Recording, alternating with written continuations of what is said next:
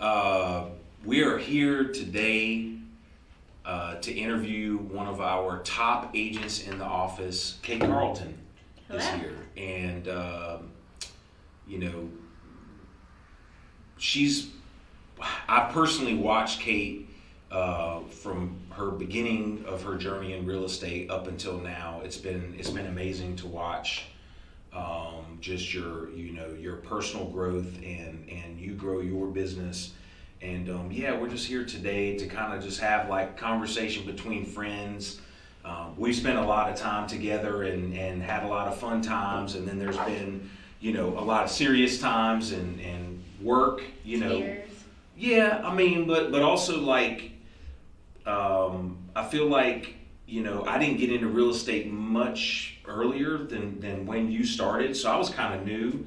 And we've gone to a lot of the same training and been around kind of the same people. Mm-hmm. So I'm really interested today in finding out like what your perspective is of that journey from day one until now, and maybe a little bit before that time. So yeah, welcome to the podcast.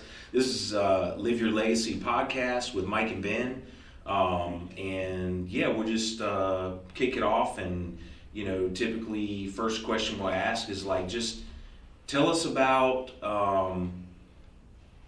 early days, Kate Carlton, like where you grew up, how you kind of viewed that area, and what your life looked like as a younger, as a child, and where you were born, where you grew up, and that kind of, life story starting from that point. That'll be pretty easy because I grew up in Cary. Parents brought me home, and they still live in that house today, so it didn't go too far. I live about 10 minutes away from where I grew up in. Really stayed in the area my whole life. I went to college at ECU down in Greenville, North Carolina. Pirates. Yes. And after I graduated, I got started right into real estate with you, which is awesome. And Nina. And Nina, of course. So nothing crazy. I mean, I've been here my whole life. My friends used to make fun of me in college. They would always be like, we want to go to New York after college. And I was like, I kind of just want to go back to Raleigh. So that's where I ended up. Yeah. I love it here. So Nice. What does that look like for you, kind of your introduction to real estate? Did you immediately want to be an agent, admin? Did you think you wanted to start a team? What was really your start in real estate? That's a good question. So I graduated with a degree in fashion merchandising, and I think about halfway through my college career, I realized that fashion merchandising wasn't as fun as it sounded like it was going to be. Well, not even that. I just didn't have the passion that I thought I did at one point for it. So I finished my degree, and my dad, good old Dave, said, why don't you get into real estate? And it's actually something he's always been interested in. I mean, he flipped a couple of houses as I was growing up. He's kind of like a handyman kind of guy, so it's always been something I've been around. He would buy, flip, and sell homes, and it was his suggestion. So I started as an admin, though that was not my that was not necessarily the path I wanted to take or should have taken, but that's kind of where I was started with Nina and Ben, and they took me on their team under their wing as their first admin, and yeah, it's all history from there. I got licensed as I was their admin. Okay. Was it your father who introduced you to Nina and Ben, or did you guys know each other a while, or how did that relationship form? Yeah, so my dad, he's been playing poker with the boys pretty much, or he was, every Friday night, like growing up. That was like his fun thing to do. So he had been playing with Ben and a couple of other guys, and Ben and Nina.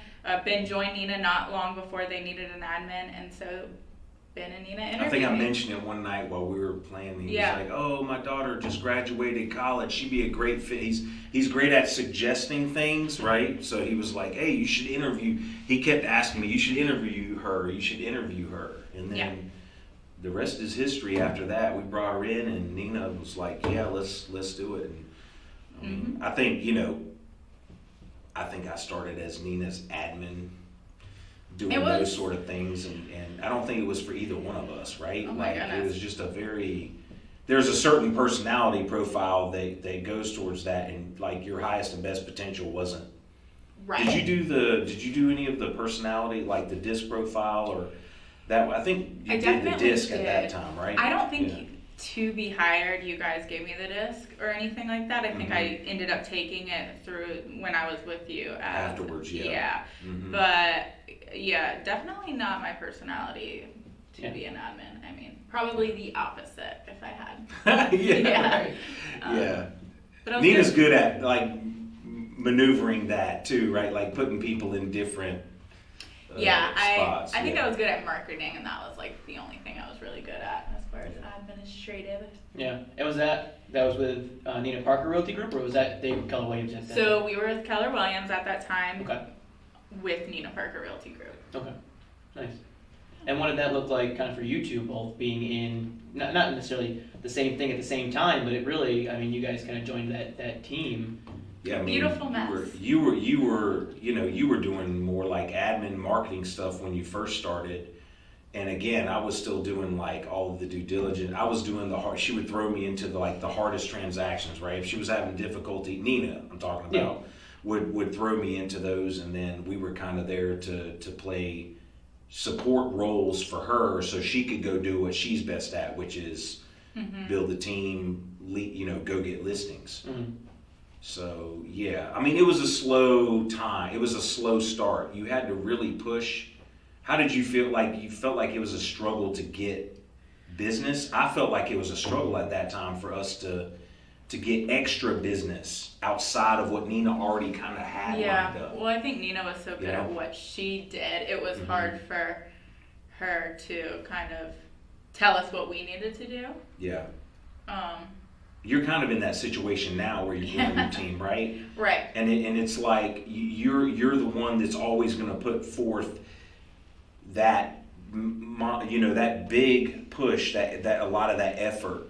And so it's kind of tough for you to go, hey, I'm getting, in my mentality at least, I'm like, I'm giving some of this away to someone else, letting them take the reins and run with it. And like people kind of expect Kate. Yeah. It's tough because like they expected Nina, and then Ben shows up, or Kate shows up, or Anna shows up, Or that's our limiting belief. that's our right. So like we've kind of learned to try to through coaching, like what tools are you using now? I know you have some coaching in place and stuff, but like when did that kind of start? Like who made that impact on you, and when did you think that you kind of made that switch from follower to leader? Because I think you've made that transition now. I honestly truly believe that now you're a leader in the market. People look at you as a leader. Your peers look at you as a leader. And like, if you're looking at yourself and saying like, what was the moment, what year, what pushed me to do this? What do you think that life event or whatever, personal or business, was that kind of gave you that extra push? Yeah, well, I think it's a lot. I think it was failing forward for the most part. I think I certainly didn't, start as a leader. And then I was moving in the right direction because I had my MAPS coach and mentors all around the office and otherwise who helped me realize, okay, you're doing this many transactions, it's time for an admin. And then it became, it's time for, a buyer's agent or whatever it was, according to the models. But it took me a while to actually learn how to implement those people. And I really do think it was because I had to learn how not to, work with those people. If I have an admin, I can't just throw her in there and expect her to know what to do. Like I have to take my time and train her, which is not something I'm great at. So, maybe finding somebody who already knows what they're doing would have benefited me in that time. But, for me, it's just like learning day by day what I should do and what I do not need to do. And it's been definitely a transition year for me because I've grown in, as a leader and my business. So hope to keep moving forward with that. I'm sure you will.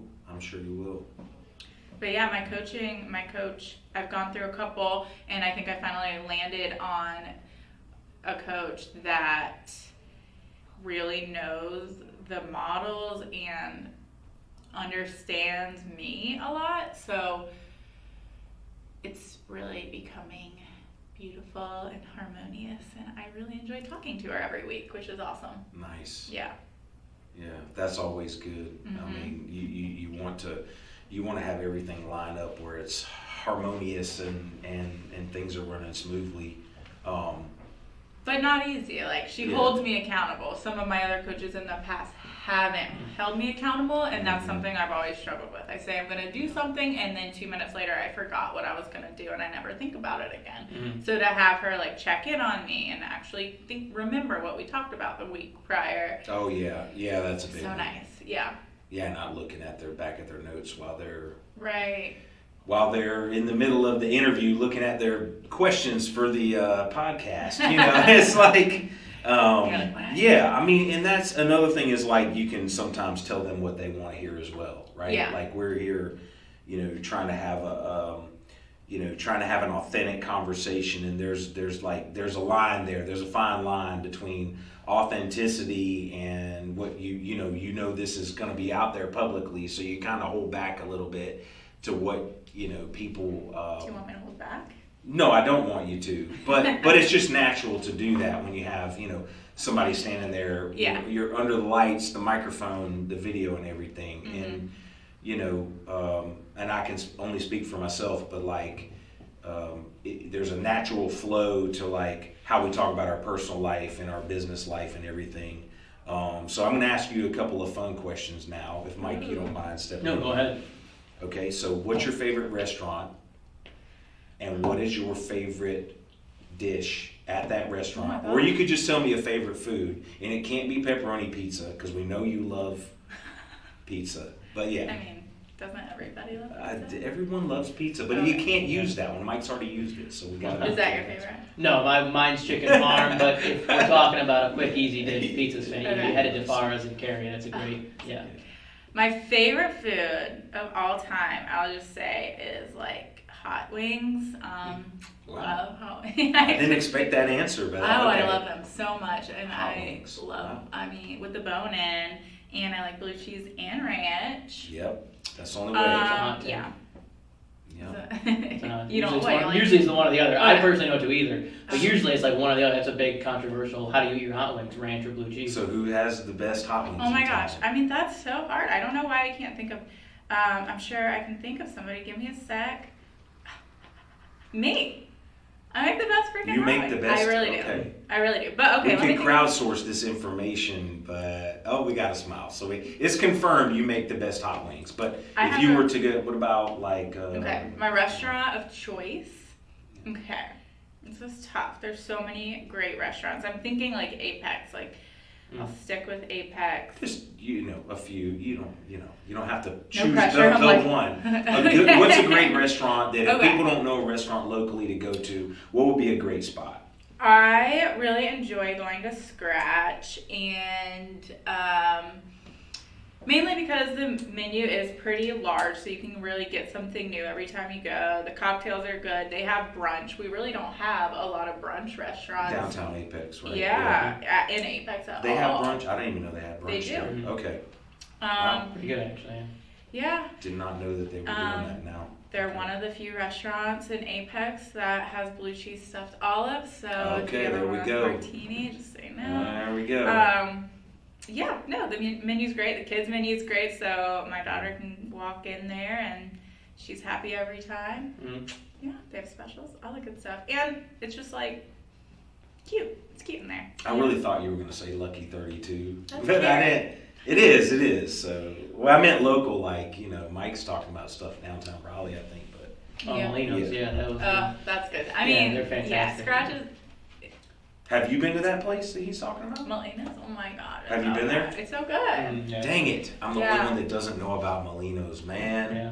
Have you been to Fenton yet? No, I haven't. Is that You the need to next? That's the next. Well, place that's to like- go? I mean, I can ice skate, so probably Yeah. end up there at some point. It's but- fun. No, I've been to, I'm gonna say it wrong, Superica there. Anybody know? Is that place good? Yeah, it was good. Mm-hmm. The wine bar's good. Wasabi. You tried Coletta there? Yes, I did. Do you like it? Yeah, it's definitely more of like a date night restaurant, Mhm. and we kind of walked in before we were going to the movies, so that wasn't our vibe. So Mhm. I'll have to try it again. But yeah, we got pizza. It was good. Yeah. Yeah. What? Nothing. It's good stuff. I think it's good that people get recommendations for local, Yeah. food and get to know, like, you do have a favorite, and that was news to me, because I don't think we usually just go get like fresh guacamole and Oh. whatever ACP down in town. So it's Yeah. like, I would think that would be you know what I mean? Like something along those lines. So the hot wings thing threw me. Okay, so here's the next question. What is a hidden talent that you have that not many people know about? Oh man. I know of one. Oh, you're gonna say piano. That's what I was going to say. I'm not that Because good. Mike's looking for a piano teacher, so I told Mike, I It's was not like, me. we're interviewing someone later on today that has that hidden talent. Okay, I learned the piano from I don't know, I must have been first grade till fourth, and then I taught myself a little bit more in middle school. So I have a select few songs, but I can't really. I can read music if I. I can't lie. I know a few. Amazing. I know a few songs, but we went to take photos at a listing one time, and literally the only thing in the house was a piano, old. It wasn't even tuned or anything. And I go walking in the other room, and all of a sudden I hear what's the guy's name? Chopsky. It's like da da da da, and she just starts ripping off this classical piano song on this piano, and I was stunned. I was stunned. Mm. Because but you never ask somebody, do you know, it what doesn't musical come. instrument do you play? You don't ask someone that question. Yeah. So, was that something you pursued, or did your parents want you to learn, or? Yeah, I think my brother was taking lessons, and that's really just how I got into it as well. Yeah. Yeah, it is really. In my opinion, that's what I was talking to Ben about earlier. Is that is the classiest instrument that someone can know. It's just how to play the piano, and you go back to the 60s and that vibe of a suit and piano singing in the lounge. That's just.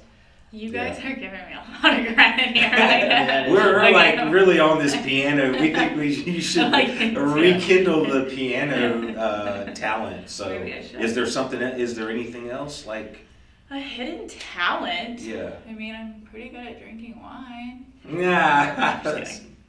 Is that a marketing technique or? No.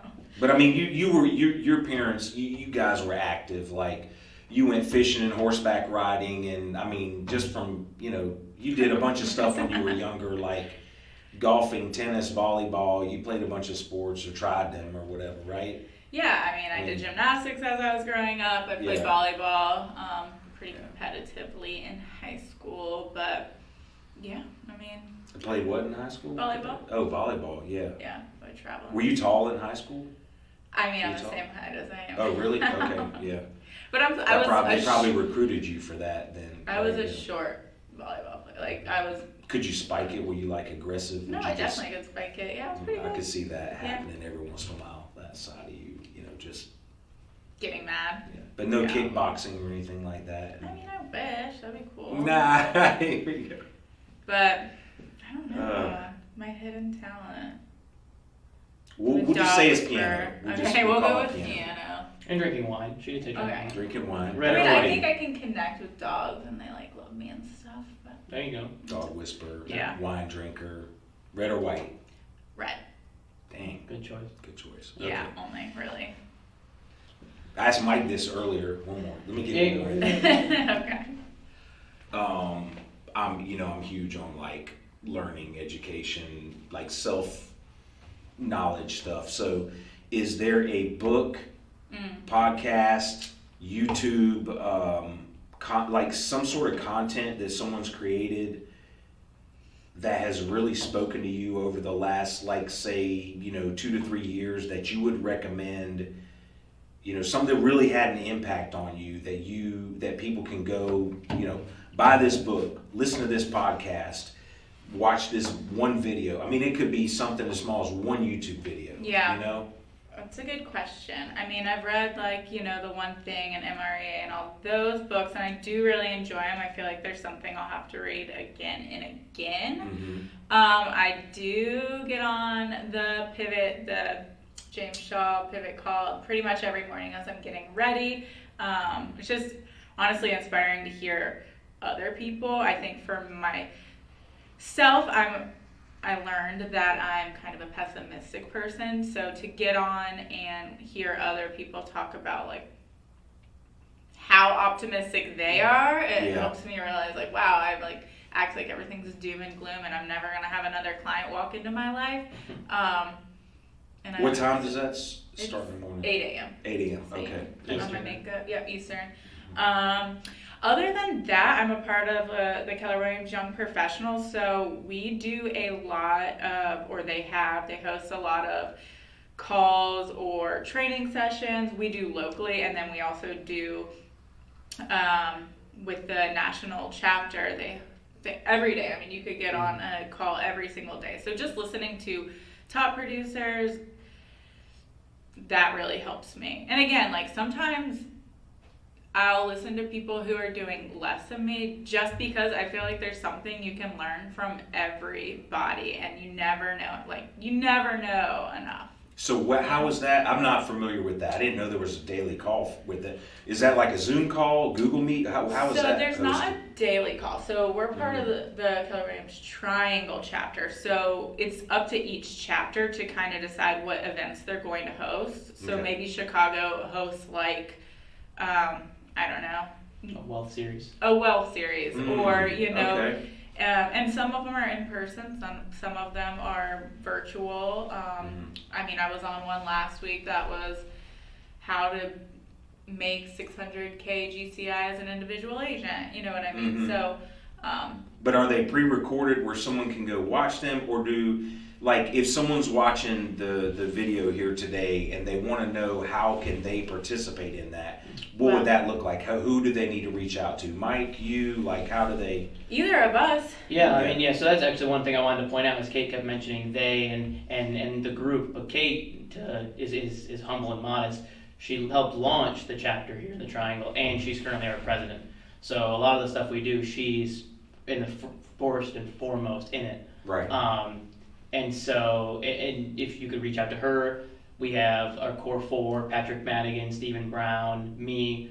We also have Emily Atkins, who is, well, now it's Osbar, who's our communications chair that runs all our social media for us. So there's a few ways you can reach out locally, and then on a national level, there's a website, the division site, Cami, who runs the division, to get all the resources you would need. Maybe we'll throw a link in the video and like absolutely. in the comments or something. First, you have to be part of Keller Williams. This and then you have to be part of Keller. We'll give them a pathway to do that, and then there's age restriction and all of that. So there's actually not. You can. Oh, there's not. Okay. So I think at one point it was. I mean, the young professionals is 40 and under, and if you're going to be part of the leadership, you have to be 40 and under. But you actually can be a Keller Williams young professional member, and you can be over 40 . So wow. Okay. Join. Yeah. Good news. Just gotta be That's young and great. Yeah. Hey, that's me. That's it. Yeah. It's all about heart. So I mean, we were at business. So I mean, that's, especially with young professionals, that was a good segue back into business.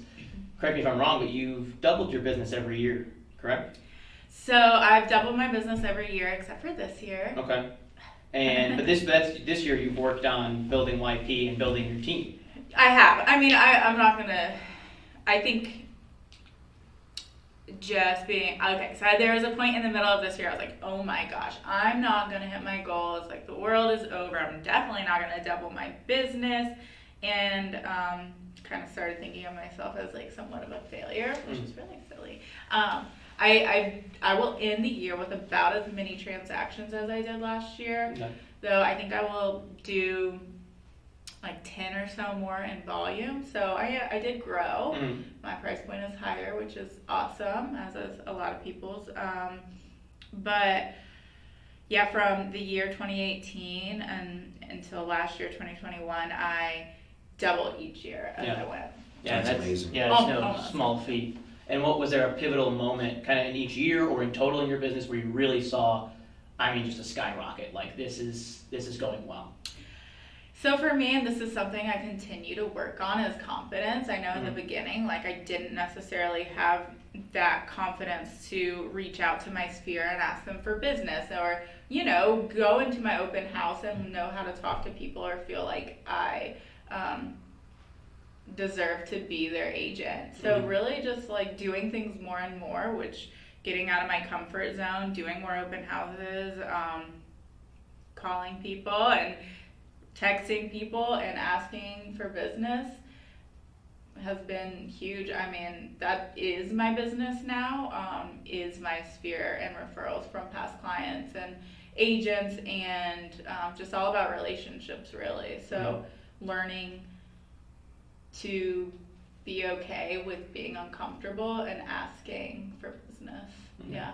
And is that how you started? Was open house or cold calls? What was, when you first started, what was kind of your idea? How did you want to build your business? And how did that change into a referral-based business that you have now? Open houses for sure. I always did open houses on the weekends, and then there was a time where I was doing at least 2, maybe 4, some weekend open houses, anything I could get, really, because where else are you going to have a buyer that's potentially unrepresented walk up to you? Right. Where a lot of people could hear that message today. Yeah, and at this market. Yeah, and at the time, a lot of my sphere was not buying houses because I was 23, 24, 25, so that it was on the younger side. So that for me was bigger. And then when COVID happened, presented itself, open houses kind of came to a halt.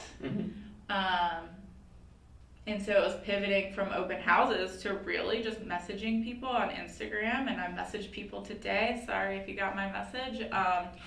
And I literally just say, and these are people that I know or I don't really know, but we have mutual friends and we follow each other, or we're friends on Facebook. And I just say, hey, hope you're doing well.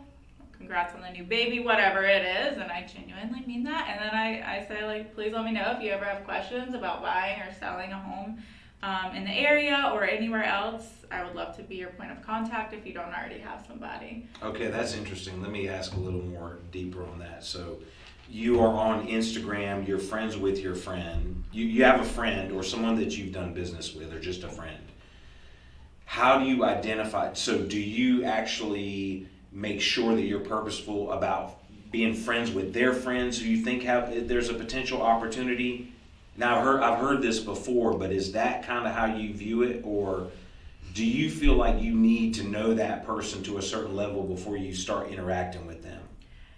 Does that make sense? Yeah, not really. Like everybody has their closest 8 people. So if you know this person, you might overlap a little bit of those people. But do you go so far as to, you don't really know these people, but you message them? Sometimes. You do? Yeah. Sometimes. Okay. And of course, I think that's important for people to know, because some people don't have the confidence to even send that message out because they're like, oh, this person's going to feel like, when in reality, you're saying you've had a mindset shift lately, and you're like, I'm going to proactively go after the business a little bit out of necessity, but probably the majority is you want to help more people, right? And so that's a bold move. I'll say that. That's not something I would do. But maybe I start because I watched this podcast and saw Kate Carlton's leading the way for us. Well, I will say, sometimes I don't know them at all. Sometimes I know them through another person, and maybe that other person is my friend or not really my friend. I don't really care. I get ignored all the time. And I used to think, oh my God, they're going to probably be with their friends, oh my gosh, this girl just messaged me, ha ha ha. I don't care, it's my job. How would I ever know if they needed an agent unless I messaged them? I never would. I've never heard you talk like that before. That's really powerful. I've never heard you talk like that before. Just what you just said. That's really powerful. I think people need to hear that that side of you that goes, I'm going, you know, like I really don't care what people think about me. I'm going after the business, and I not just that, but like I can tell like you want to help those people. You want Yeah. you want I your love it. network and whatnot to really expand that. Like Yeah. you're not planning on. You're not taking a step back here and going, hey, I'm on cruise control. I've got enough. I'm really wanting to build a team, and I want to get more business, and I want to help more people. I think that's the way you're talking right now is just. I mean, it's a different side of you. I don't know if it's from coaching or what, but like, you know, I didn't even know you were doing that type prospecting. And I'm not on Instagram, so I don't know how difficult or easy that is for someone, how time consuming that is. But I do it on Facebook too, and these are people that maybe I went to high school with, or even middle school with, or even elementary school with, who like they don't care about me. But I love helping people get in houses or sell their house, like, and I think I'm the best person to help them. So that's where it comes from. And I also am in an area with a sphere and there's a good amount of agents in this area that I did go to high school with or I did go to ECU with. So it sets me apart because if I'm not reaching out to those people, one of those other agents is going to. So I might as well be the first person to do it. Yeah. dang, yeah, that's And enough is never enough, right? I mean, you don't want to see someone else helping those people.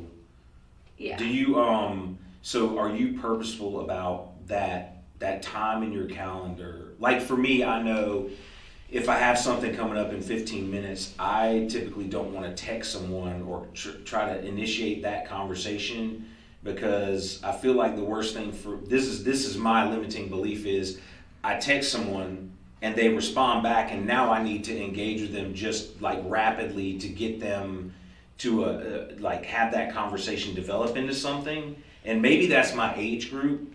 Like I love texting people versus a call because it puts things in writing and I can go back and reference what was said and what I promised them and so forth. But like I'm also cognizant of, man, if I start texting someone right now, it may become a back and forth for. So typically I'll save the texting for my clients or the sphere that I actually have their number with, right? So if I'm on Instagram or Facebook, I feel like people don't expect an immediate response. Okay. Because I don't even have to open it, and when I do get back on and open it, then of course I'll text back. But again, this isn't like a sign call that I have to answer immediately. This is me reaching out to them. So this could be like 6 months or 18 months down the road. So I don't feel like I have to immediately respond. That's a good perspective. Thank you for be honest with you, I don't know if this is where your question was going to lead, but do I set time aside to do it? Not really, and I'm not like the poster child for lead gen by any means. I'm not like, and I want to be better at this, so this is not advice at all. I want to come into the office and say, I am going to follow up with past clients and lead gen to my sphere from 9 to 11 every day. I do not do that right now. What do you think's preventing you from I know for me it's because when we talk about this, I fight structure. I hate it. I can't stand it. Authority and structure is like my kryptonite. But like what could change that situation, do you think?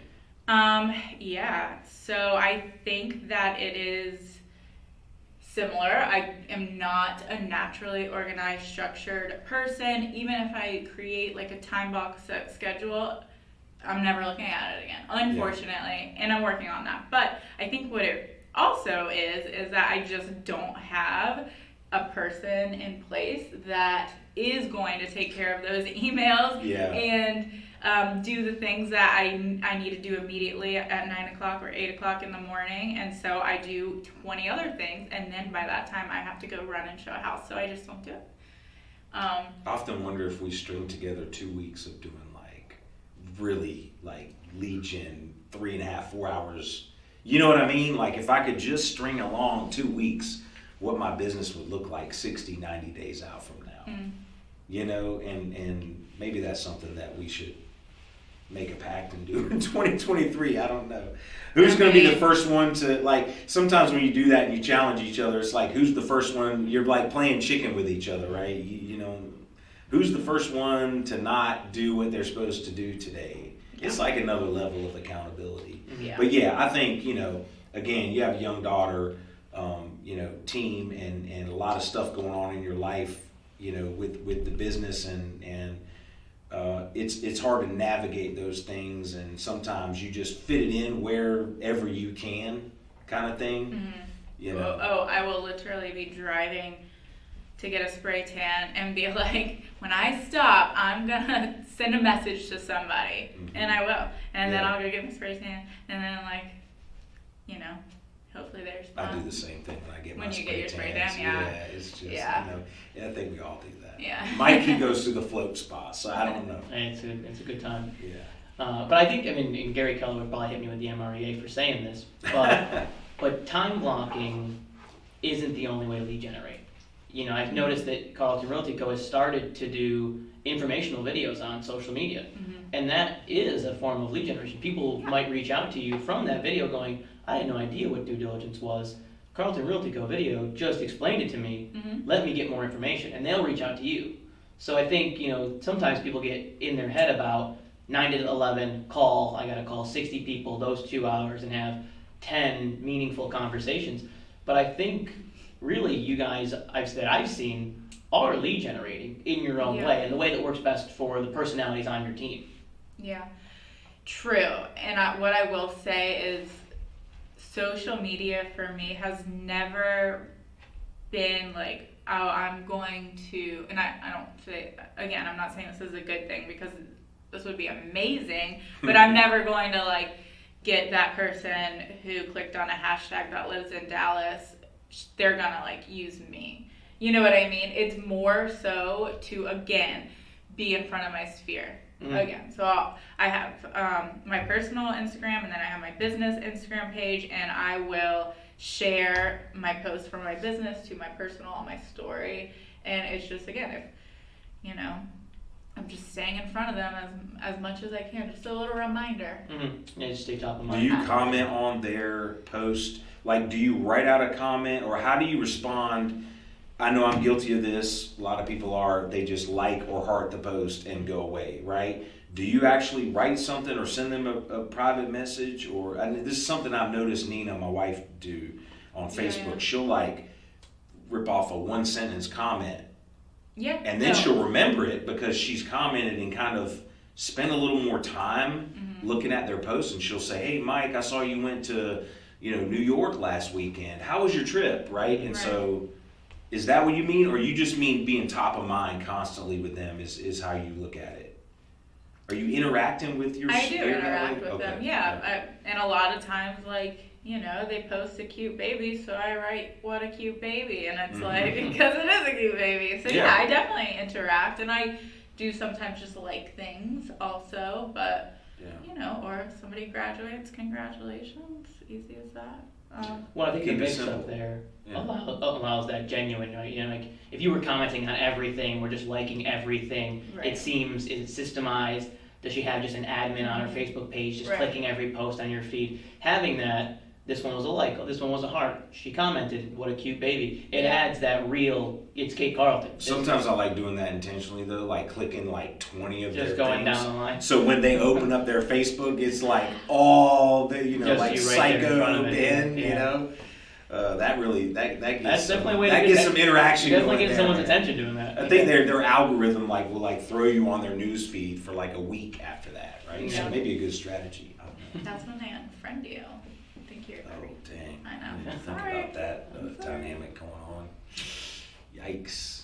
I know. What would you say, going back to kind of the business and the pivotal moment question, what would you say your highest high was in your business, and your lowest low for someone watching who's going, I'm in my first year, or I'm in my 20th year, and I'm struggling? How did you get through that low, and what was a really good high for you that you can look back on in those lows to kind of reflect on?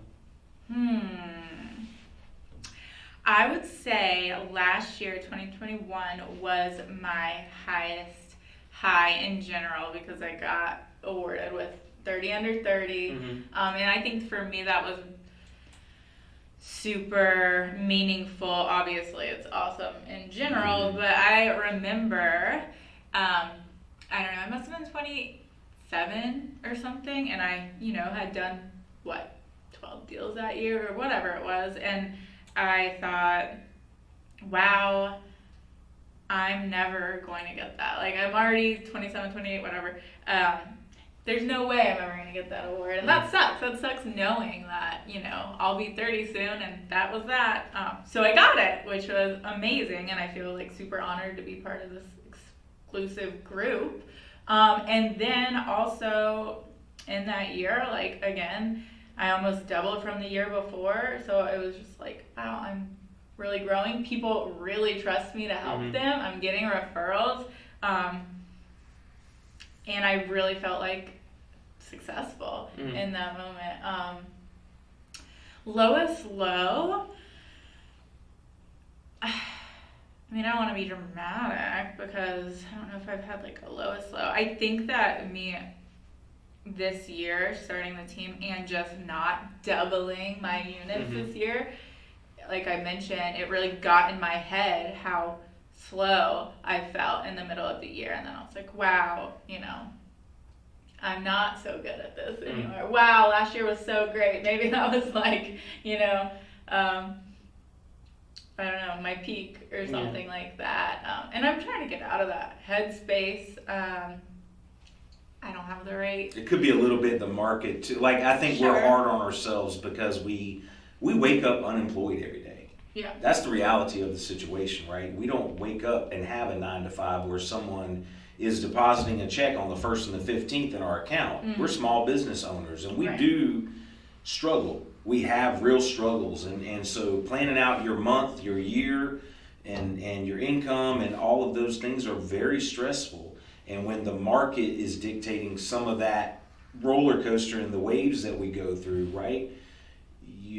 Again, it's nice to hear that you're having a mindset shift and you've leveraged that through coaching. So you have a coach that's there to hold you accountable now and also help with that mindset, but also back in the office and talking with other agents in here and everything. I mean, there's all kinds of tools that we can tell other agents that are available to them. Whether they use them or not is not. But I think, like, looking from a helicopter view of your business and everything, you're laying the foundation for something extremely strong, right? And the market's shifting and taking a little bit of our business, but the foundation's so strong that as the market goes up, you might see a 5x, 10x in your business next year. Like, it wouldn't shock me, and so I don't want to get anybody, crazy euphoric feeling, but there'll be some people that get out of this business this year because it's just too tough for them. And they're not surrounded by those people who prop them up and who tell them, hey, look, keep working, keep hustling, put your head down, do what's being asked of you and follow the models, right? That's when that curve goes up and, the market's going like this and your business is going like this, right? Again, at your age that you are now, I mean, there's a lot of movement going on. There's people starting families, getting married, and that will shift again. They'll have another child and they'll need a bigger house, and then you'll have people, who took the long route. Now they're doctors, and they want to go, do something else, or people want to move out of town, and that circle just keeps getting wider and wider, right? And I'm just going to be like, I'm so proud of what you've done, like really the work that you put in and the intensity that you do it with.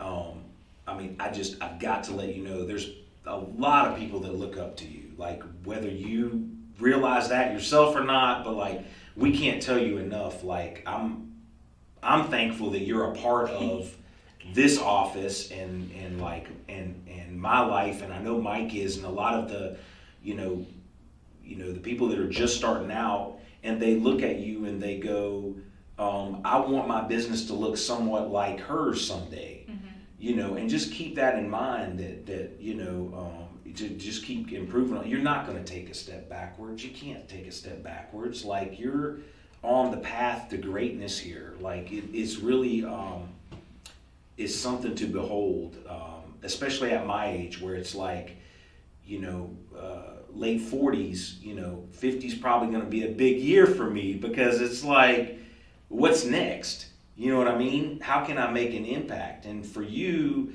like, you're proven right now, and me and Mike kind of talked about this earlier. Mike's like, I want to prove it first before I go preach to other people, for lack of a better term, to go teach other people, to lead other people, right?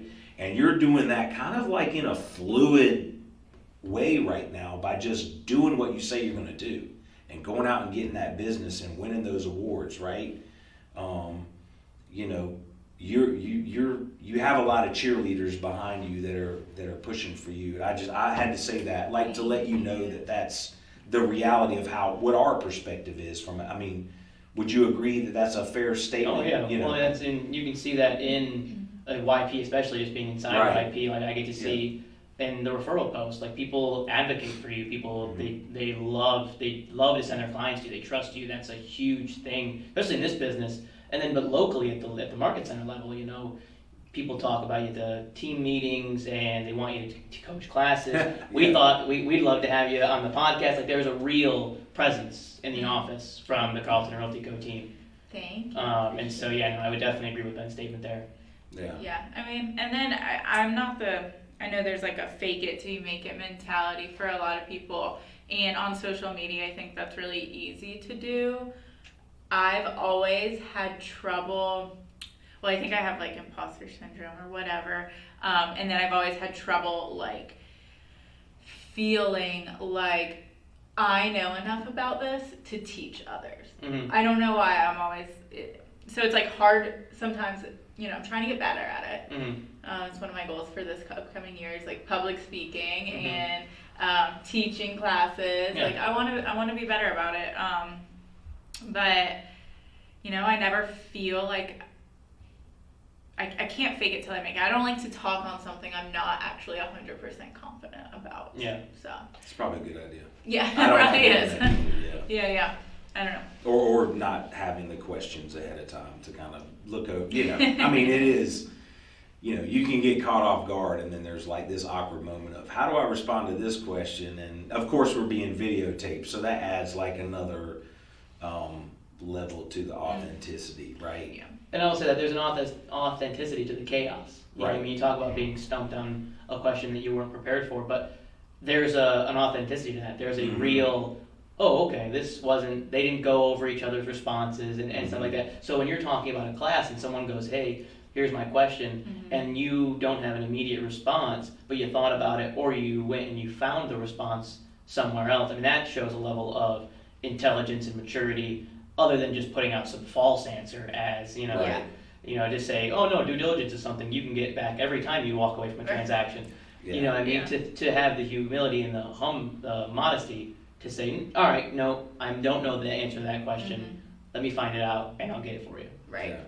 So I don't think you need to be 100% versed for people to get value from a class that you taught or an interview that you did.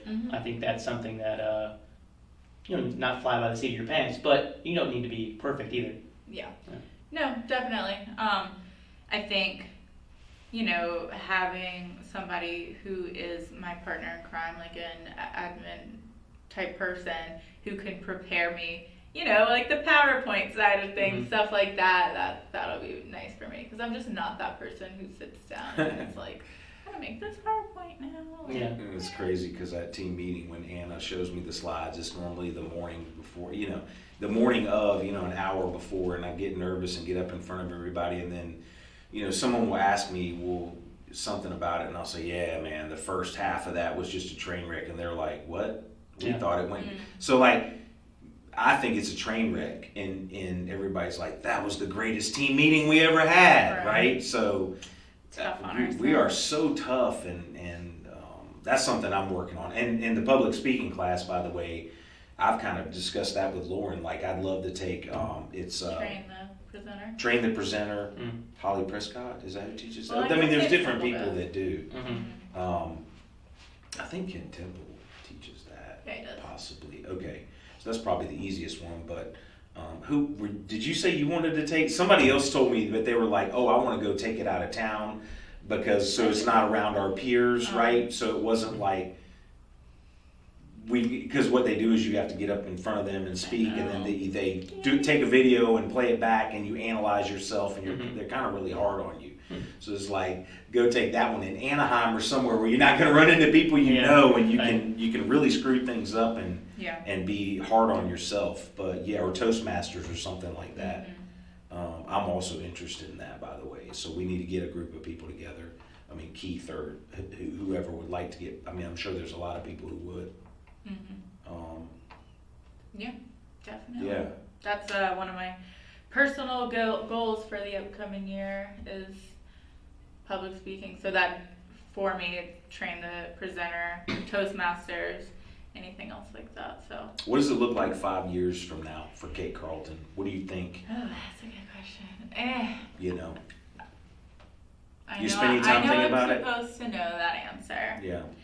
And it's been such a transitional year that at one point when I started the team, that was what I wanted was a team. And then when it got hard and I felt like I was ill prepared for it, I started to think, well, maybe I do just want to be like an independent agent with an admin and do 70 deals, business. Yeah, whatever. 70 deals, whatever.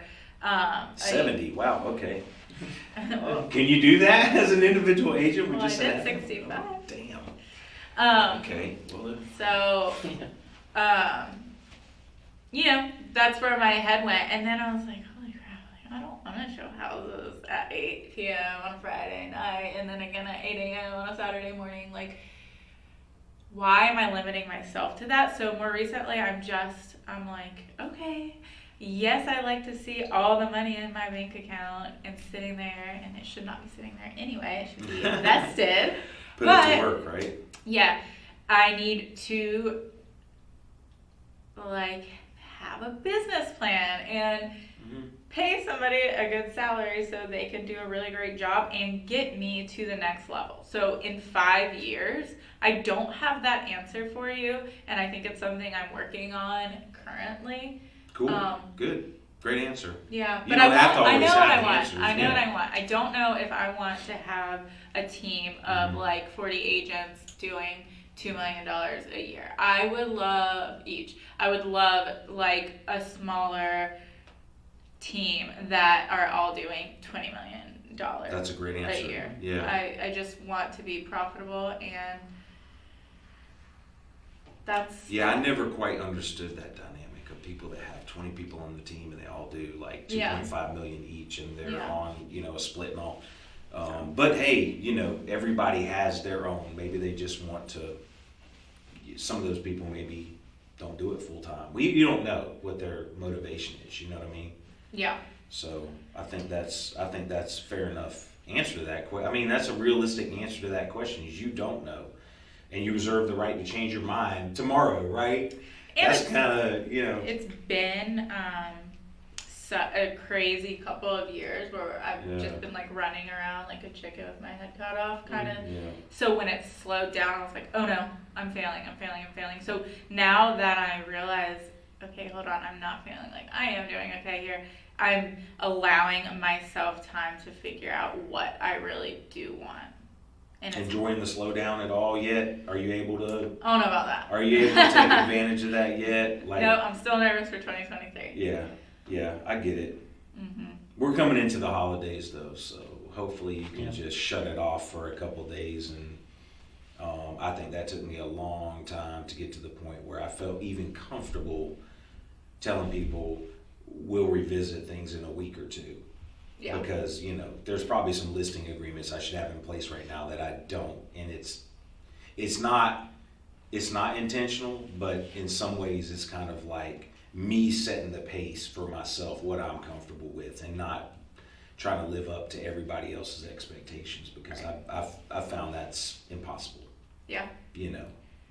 And I hope you find that balance. We talked about this, Mike asked me what success looks like to Ben. So I'll ask you that question on Mike's behalf here. Like, what does success now, today, look like for Kate Carlton?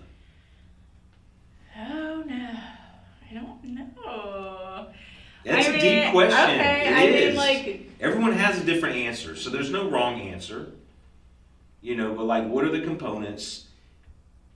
When you feel successful, what does that look like? What are the things that make you smile and bring love to your art and to your business?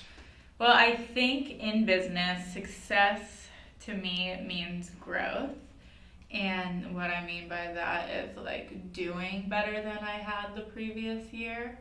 And I know that's a vague answer, but I think ultimately also what success really means is having a strong and, I don't know, unbreakable business, and also having, a fulfilling personal life.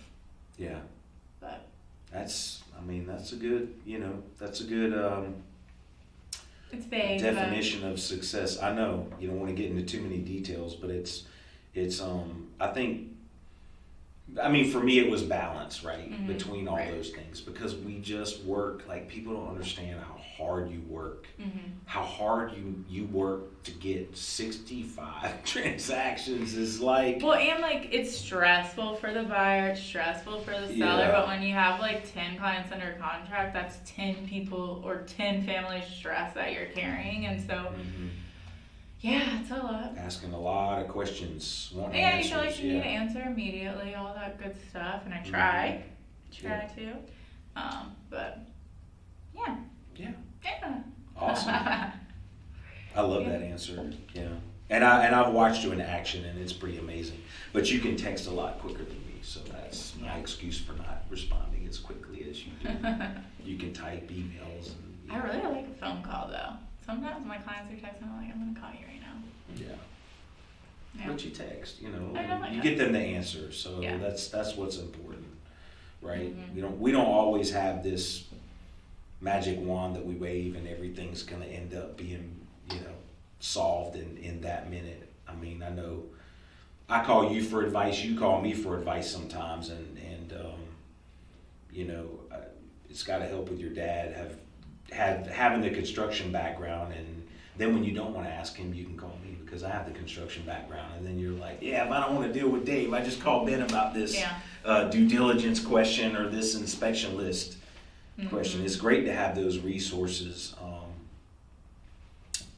at your disposal. So. Yeah. Oh my gosh. I mean, the amount of times I've called you for advice. I mean, I know I still do it here and there, but I remember I used to literally call you like every single hour. Well, now we're back in that environment. Like, we didn't have that environment for a while. Well, like repairs. The inspection and repairs. So it was like, oh, Kate's not going to call me this week. No, it was just, we didn't have that going on. So there wasn't, and now we're back in that environment. And so I feel like it's kind of like our obligation to share with the other agents in the market center that experience, because some of them don't even, like, they've never done a due diligence request. Yeah. I just did my first elaborate due diligence request this month. It's been that long. I mean, it's been years since I did one. And I was like, it's like the worst. The attorney's checking on the invoice for like the pest guy. And I was like, oh, I forgot I'm supposed to, check behind and make sure that that's all been done coming up towards closing. Yeah. And things, even our admin, right? You're talking about an admin. If you have a new team member who doesn't understand that dynamic, wasn't in the business, and then who do you send them to train? It's almost like it's on you, right? Or you feel like it's on you. So who's training those people? So that's why I say,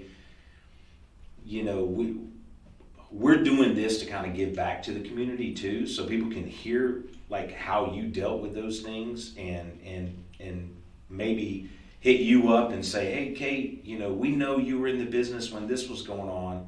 We want your perspective on that. They're sending someone from out of state who's sending a relocation referral. They want someone like you to handle that because you have the experience in this market versus just picking somebody off of one of the other, websites, right? And that's where we want those people to land. We want them to land with someone like you to help them navigate buying. You know, what do you think about? I won't ask too many more questions, but what do you think about the market right now, and what advice would you give a buyer in this market?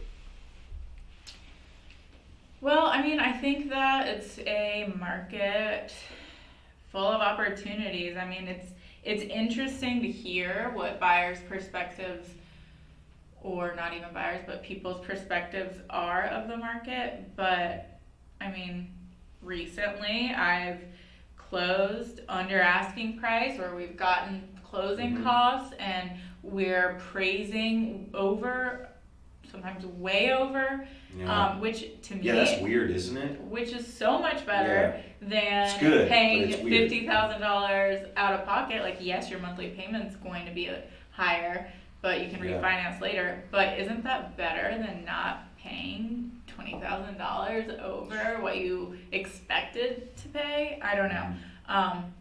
I think it's just all about perspective, and you know, and I mean, people will sometimes listen to us, but I think they'll listen to the news before us a lot of times, or their dads. Well, if they wait on the news to announce it, though, they're behind the curve versus asking someone like you, Who's right? Working in it, Who's they're working waiting, and writing deals every week. You know, you're writing offers every weekend and putting people under contract. Yeah. And also work. You know, you also work the listing side, so you're listing agent, buyer's agent. You can help them. Yeah. You're staying in touch with both sides of the perspectives there, so you know how each side is dealing with each other right now. Yeah, I mean, I think that's really powerful from a negotiation standpoint and actually making something happen. Yeah. You know. Well, that's why it's interesting that, and maybe it's while I've been in the business, but it just seems like there's so many part-time agents doing 1-2 deals a year, and I'm like, how could you possibly like help advocate for your client if this is not what you're looking at and doing every single day and every single weekend? You know, it's like, this doesn't, I mean, it is fun sometimes, but it's not a hobby. It's like our career. I think it's tough. I mean, we've had a few agents here who came through that were just really good at managing that. Don't know how. One of them, I can't remember his last name, but Chris that used to work here, he worked at Cisco, I think, full time. And this guy, you know, would list houses, and he was only a listing agent though. We might have to edit out this whole part just because we're talking about somebody. Yeah, like agents and stuff, but like it's not a big deal. It's like there's some people who can manage that, but I think it's less frequent that there's somebody who's capable of doing that sort of thing. And I always tell people when they get their real estate license, that's the first advice. You know, like do it full time. You didn't do it. I mean, you were doing it full time from this entire time, but you've seen, God, I mean, we've seen dozens of people try to dip their toe in, right? Yeah. Well, I think it's like, you know, they're scared to quit their job, which I totally get. But then I'm also like, how could you put your whole self into another career? And like, because it doesn't come immediately, right? The business doesn't come in immediately. So I totally understand the fear, but to juggle both, I don't know how. What would you give a new agent coming into the business tomorrow? What advice would you give them?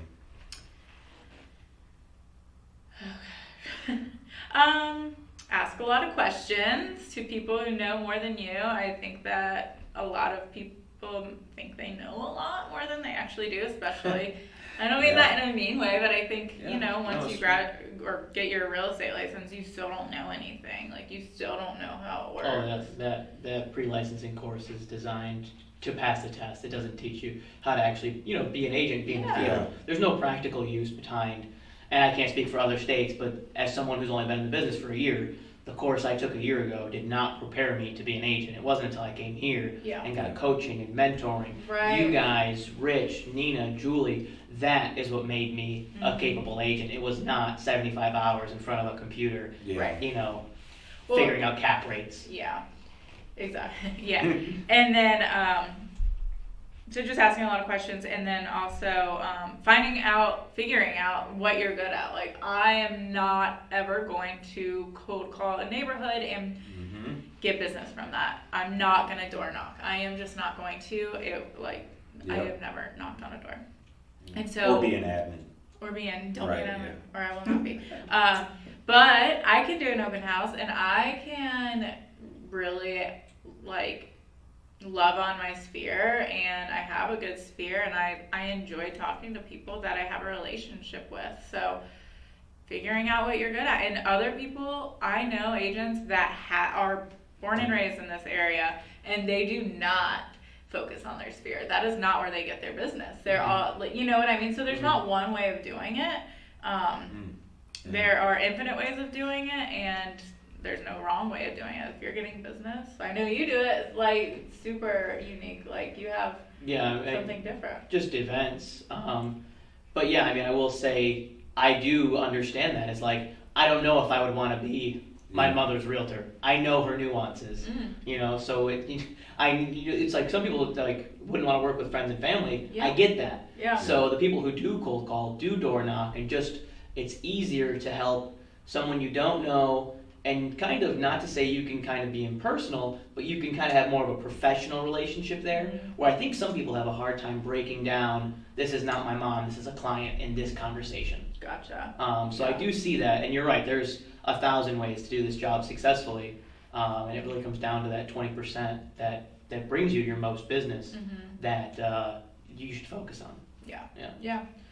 Exactly. Well, I'm excited to see what you'll do with this year and how you will adjust and make all those goals happen. I truly believe that you can do it. I know you're capable of doing it, and I think that you've set up the foundation to make that successful, whatever you decide to do, right? So I think it's just an internal drive. I mean, we're all sitting here today in this room, we all have a drive, right? Or we wouldn't even be doing this. We would just be, it's a rainy day outside today, it's a little bit cold in here. We just go getting our banana pajamas and hang out and, watch TV and snuggle up with the dog and the kids. So, I mean, it's, I'm excited about watching what you'll do this year. I mean, you've surpassed my business by leaps and bounds this year, and that is, to me, really, you should, being where you started to now and then just taking off like a rocket. I mean, I'd love to see you double your business again this year. I don't know if the market's going to sustain that, but again, I truly believe second half of the year, you're going to start seeing some incredible results from the work that you put in if you stay at it. And I would love for us to have another, one of these, maybe a little more formal interviews once we get the podcast up and rolling. We're getting content out there right now for people just to get to know people that's important to us, that have made an impact on our lives.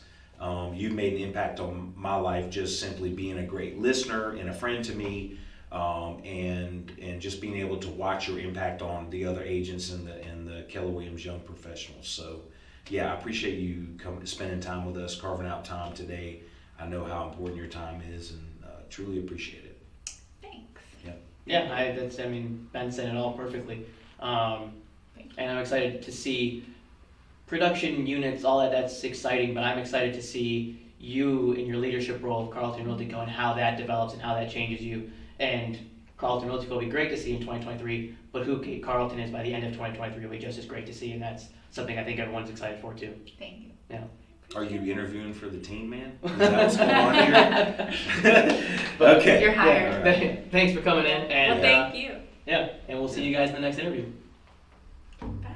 I'm giving the thumbs up. Is that going to be my call signal? That's the second time.